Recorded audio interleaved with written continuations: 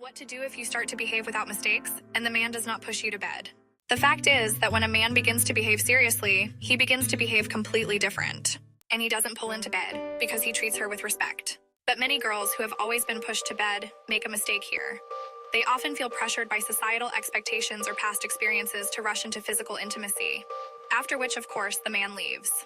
This can lead to feelings of rejection and confusion as the woman wonders what went wrong. They start to worry that he doesn't want them. The anxiety builds up and they might start overthinking every little detail of their interactions. They themselves begin to hint at sex, joke about sex, and try to be alone with a man. They believe that by being more forward, they can keep his interest.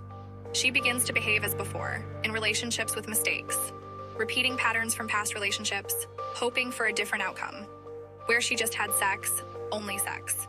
The emotional connection is often overlooked, leading to a cycle of unfulfilling relationships. And the man here concludes that she is not for a serious relationship. He might think she is only interested in physical intimacy, not realizing her deeper intentions. It's important for women to recognize these patterns and seek advice or guidance. Understanding one's own needs and communicating them clearly can lead to healthier relationships. Building a strong emotional foundation is key. When both partners are on the same page, the relationship can flourish beyond just physical attraction. Empowerment comes from knowing your worth and not settling for less. By valuing oneself, a woman can attract a partner who respects and cherishes her. In the end, it's about finding balance and mutual respect. A relationship built on these principles is more likely to stand the test of time. If a man does not push you to bed, but at the same time he takes the initiative to communicate, he calls you, he cares, he finds out how you are doing, then this does not mean that he has problems. Sometimes girls get so used to being treated frivolously, as if their feelings and thoughts don't matter. They might encounter people who only see them as a fleeting amusement, rather than someone to build a meaningful connection with. This constant exposure to superficial interactions can make them wary and unprepared for a serious relationship. They might find it difficult to trust someone who genuinely wants to know them on a deeper level. When a normal, serious-minded man enters their life, it can be overwhelming. The idea of someone wanting to understand their true self, rather than just the surface, can cause them to panic and retreat. Interestingly, this is the same man who, in a different life situation, with a different approach from you, might have persuaded you to have sex on the first date. But now, his intentions are different. He is looking for something more substantial, a partner to share his life with. He wants to find a woman who is ready to build a future together, someone who is willing to take the journey of life side by side. Therefore, if you find that he is not pushing you towards the bedroom, but instead seeking meaningful communication, then take it as a positive sign. It means he values you for more than just physical attraction. He is interested in who you are as a person, and that is a foundation for a healthy, lasting relationship. Embrace this opportunity to connect on a deeper level. Open up, share your thoughts and feelings, and allow yourself to be vulnerable. This is how true intimacy is built, and how you can adapt to a serious relationship that is fulfilling and enduring. If he doesn't push you to bed and doesn't initiate communication, you have to initiate it yourself. Then this means that he does not want to communicate at all. If a man regularly communicates with you himself, taking the time to reach out and engage in meaningful conversations, but is not in a hurry in a relationship, preferring to take things slow and steady, this does not mean that he is a moron. It simply indicates that he values the relationship and wants to build a strong foundation. This means that he approaches the issue responsibly. He is serious. He understands the importance of taking time to truly know each other. This means that he will be a very responsible and good husband in the family. His patience and dedication now are signs of his commitment to a lasting and loving partnership. He is someone who thinks about the future and wants to ensure that both of you are ready for the next steps. This thoughtful approach is a testament to his character and his desire to create a happy, stable, and loving family life together.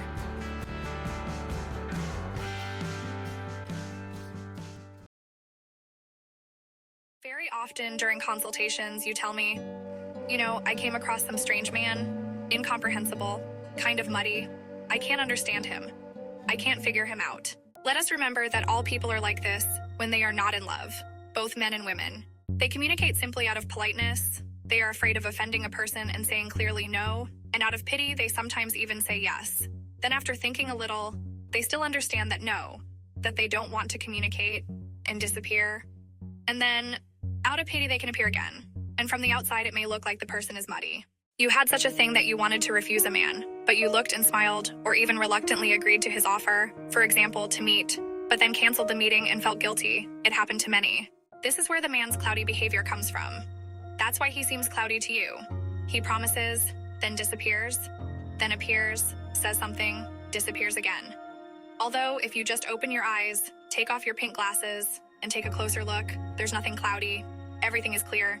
He just doesn't want to. What to do with such a man you don't understand? Stop putting pressure on him. Stop begging for his attention. Stop hinting. It's interesting that when the girls claim that they didn't put pressure on the man at all, but he disappeared and even blocked her, we start to sort things out with her. It turns out that she just subtly hinted a few times that she wouldn't mind if he kept her company. To go there, at the cinema, in a cafe, in the park, on the beach, that is, she subtly hinted. But this is disrespect for oneself and disrespect for a man. And this is a conflict-generating hint. It should be enough for you to see the man's reaction after the first hint. He doesn't want to. He lets the hints fall on deaf ears, hinting again. You already look even more annoying. That is, if a man doesn't want to, there is no need to continue hinting. Otherwise, the man will disappear or even block.